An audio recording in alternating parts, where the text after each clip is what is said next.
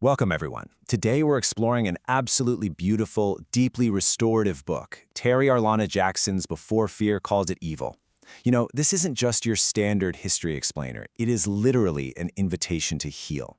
We're going to be looking at ancestral returns, spiritual memory, and sacred Black history, and it's all grounded in a profound respect for what came before us. Basically, we're tracing a pathway to return with care rather than fear. So, let's just get right into it. Okay, let's dive into this. I may not have inherited everything clearly, but I am willing to remember with care.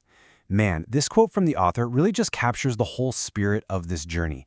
It's all about returning to your roots without carrying even an ounce of shame. You definitely don't have to pretend you know everything. It's just an honest acknowledgement that so much of this history, the sacred practices, the ancestral memory, the traditional ways of knowing, was violently interrupted. But you know that internal pull you might feel, that deep longing to connect? That right there is the beginning of remembering with care. Section 1. The distance was created. Understanding the spiritual interruption. So the author gently brings up this collective grief that so many of us feel, this profound distance from our ancestral practices. But here's the thing, that distance wasn't natural. It was created. It was forced on us by colonization and imposed religion. So we really have to ask ourselves, what was I taught to fear before I was taught to understand? For generations, people were aggressively warned away from their own ancestral wisdom.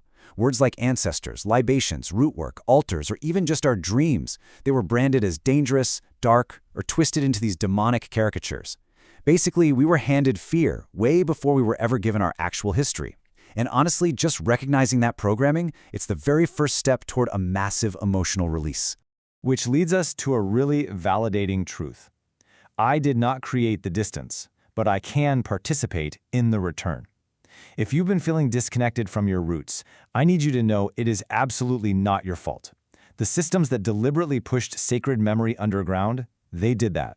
But here's the beautiful part. You hold the immense power to rebuild that relationship.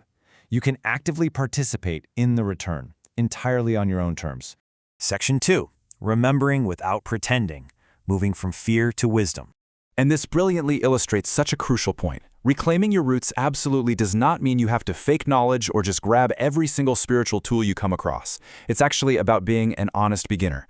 There is a vital contrast here. On one hand, fear says, everything outside what I was taught is dangerous, right? It just slams the door shut entirely. But discernment says, move slowly, learn the meaning, respect boundaries. Discernment is literally your greatest tool. It teaches you to take a breath, ask questions, and step safely into ancestral memory. You aren't letting religious trauma dictate your path, but you also aren't rushing recklessly into closed traditions that you haven't taken the time to study. So, what does this all mean in reality? How do we actually define what we're doing? Well, a sacred practice is a relationship tended with intention and reverence, reflecting how you live when no one is watching. True ancestral connection is so incredibly personal, it's a quiet, everyday relationship, not some performative aesthetic for social media. It's simply about how you honor the divine, your ancestors, and your community in those quiet, everyday, in-between moments of your life. Section 3. The return with care, a grounded pathway back. The author offers this really beautiful framework for rebuilding the relationship. So the crucial point is this method, which she calls the 7 R's. You remember what was interrupted, you respect what you don't yet understand, you research before you practice, you root yourself in simple rhythms, you ritualize what brings meaning to your day, you reflect on the teachings, and finally, you restore the relationship between spirit, body, and your daily life. It's like building a house on solid ground. This path completely avoids the extremes of both fear and recklessness, and instead it builds a slow, sustainable, and highly respectful foundation. Section 4. Everyday sacred practices, visualizing the sacred in the ordinary. The book makes it incredibly clear that ancestral practice isn't some scary caricature you see in movies. It's an everyday lifestyle that is often hiding right in plain sight. Take this quote, "My crown is sacred. My beauty is not separate from my spirit." This really highlights how ordinary, deeply intimate acts, like tenderly caring for natural hair, braiding, tending to locks and coils, or just oiling your scalp, these are profound moments of spiritual restoration and identity. It's such a powerful rejection of colonial shame and just a gorgeous return to viewing our own bodies as sacred ground. Let's move to and see how this builds into the physical spaces we actually live in. Sweeping a doorway sets a boundary of peace, truth, and protection for the home. Intentionally cleaning your threshold, It isn't just another chore on your to-do list. It's a deliberate act of protecting your home's energy from outside chaos. By doing this, you are physically and spiritually laying down the law, stating that what is harmful absolutely does not have permission to enter, and only what is loving is welcome here. And here's another beautifully simple practice. Placing a glass of fresh water near a family photo and softly whispering an ancestor's name. This is a libation.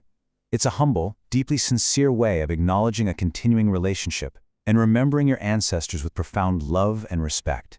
You really don't need some elaborate, expensive setup to begin. Water carries memory, and offering it is an ancient, beautiful way of simply saying, I remember you and I give thanks.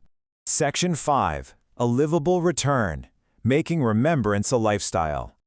Ultimately, the goal isn't to be weighed down by overwhelming spiritual demands, but to weave a truly sustainable rhythm into your life.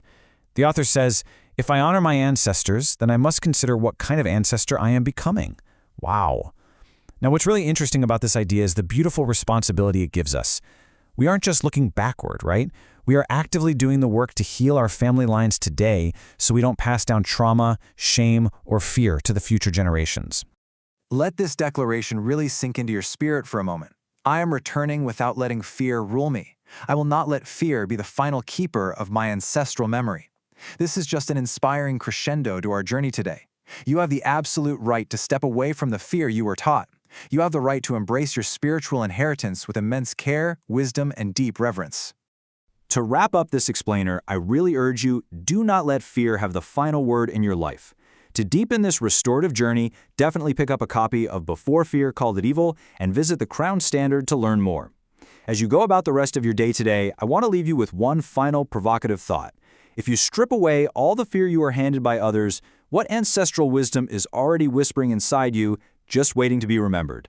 Thank you so much for joining me, and I truly hope this sparks a beautiful, careful return to your own sacred memory.